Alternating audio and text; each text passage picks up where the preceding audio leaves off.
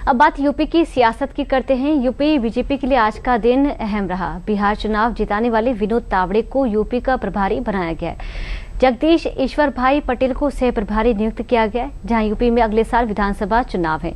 ऐसे में चुनाव से पहले इन नियुक्तियों के क्या मायने हैं, इस रिपोर्ट में समझिए।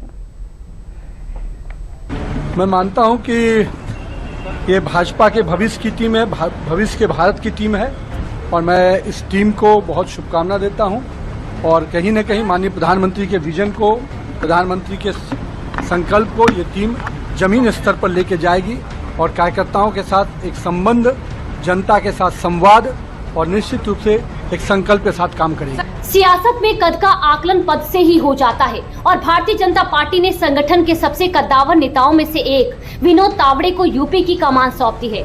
विनोद तावड़े के तौर पर उत्तर प्रदेश को संगठन का एक महारथी मिल चुका है। जी हाँ, वही विनोद तावड़े जिन्होंने बिहार में भारतीय जनता पार्टी की जीत की पटकथा लिखी थी। मतलब साफ है कि बिहार की चुनावी पटकथा का यूपी वर्जन बिल्कुल तैयार किया जा रहा है। यूपी की सियासी बिसात पर बीजेपी ने अपना सबसे अहम मोहरा आगे बढ़ा दिया है। बिहार में जीत का तिलिस्म रचने वाले विनोद तावड़े को यूपी की कमान सौंपी गई है। यानी मैसेज साफ है कि जो बिहार में जीत मिली थी उसको यूपी में भी रिपीट किया जाए।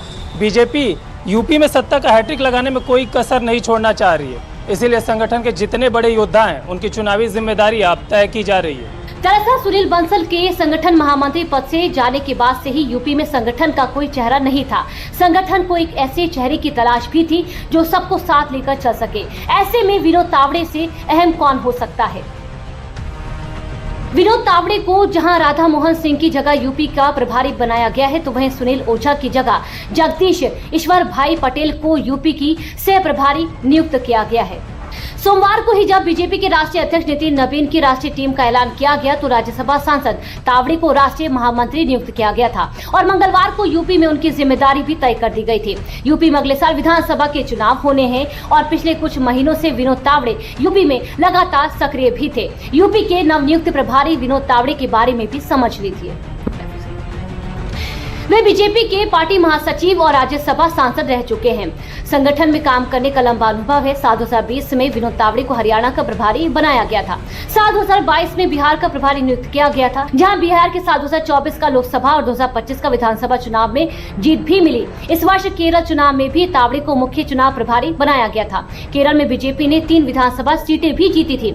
महाराष्ट्र राजनीति के दिग्गज नेता, माहिर रणनीतिकार भी वे माने जाते हैं। संगठन में कुशल रणनीतिकार और जमीनी स्तर पर चुनावी मैनेजमेंट के लिए वे मशहूर है। विनोद तावड़े साल 2027 में होने वाले विधानसभा चुनाव में भी यूपी की कमान संभाल चुके। विनोद तावड़े जैसे कुशल संगठनकर्ता को यूपी का प्रभारी बनाए जाने से यूपी बीजेपी भी उत्साहित है।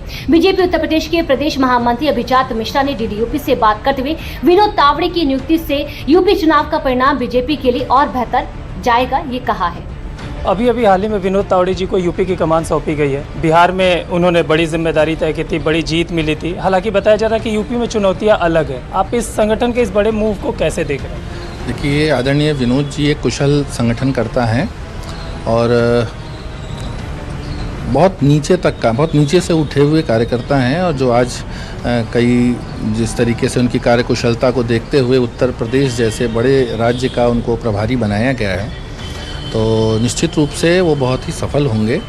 और जो संगठन की एक योजना है कि भारतीय जनता पार्टी की पुनः यहाँ पर सरकार बने, पूर्ण बहुमत की सरकार बने, उसमें उनकी महती जिम्मेदारी होगी और मुझे लगता है कि उनका जो चयन होगा नौजवानों के प्रति विशेष करके ज़्यादा वो रहते हैं, नौजवानों को बहुत आगे बढ़ाते भी हैं। आदरणीय प्रधानमंत्री की सोच है कि भारत को विकसित राष्ट्र बनाना है, उसी प्रकार से प्रदेश को भी अब सबसे विकसित राज्य के रूप में डेवलप करना हमारी भारतीय जनता पार्टी की प्रमुख जो है यहाँ पर विचार है, तो उस पर खरे उतरेंगे और मुझे लगता है कि बहुत अच्छे रिजल्ट आने वाले हैं। विनोद तावड़े जब बिहार के प्रभारी थे तो बीजेपी के लिए नतीजे ऐतिहासिक आए थे। बिहार में एनडीए की जीत और सम्राट चौधरी को मुख्यमंत्री बनाए जाने तक में उनकी भूमिका महत्वपूर्ण रही है। अब देखना है कि बिहार का तावड़े फॉर्मूला यूपी की सियासी जमीन पर कितना असरदार साबित होता है। हालांकि यूपी में चुनौतियां बिहार से काफी अलग है। यहाँ का जातिगत समीकरण बिहार से कहीं ज्यादा पेचीदा है।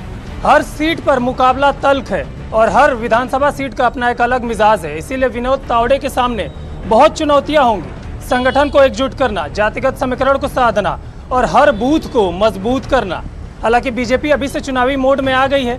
महाराष्ट्र से आने वाले विनोद तावड़े महाराष्ट्र सरकार में 16 विभागों के मंत्री रह चुके हैं। संगठन में भी उनका कद काफी बड़ा है। साल 2024 लोकसभा चुनाव में बीजेपी को उत्तर प्रदेश में बड़ा झटका लगा था। ऐसे में साल 2027 के चुनाव को लेकर तावड़े के सामने चुनौतियां बड़ी हैं। ओबीसी बिरादरी से आने वाले तावड़े के संगठन कौशल पर भारतीय जनता पार्टी को पूरा भरोसा है।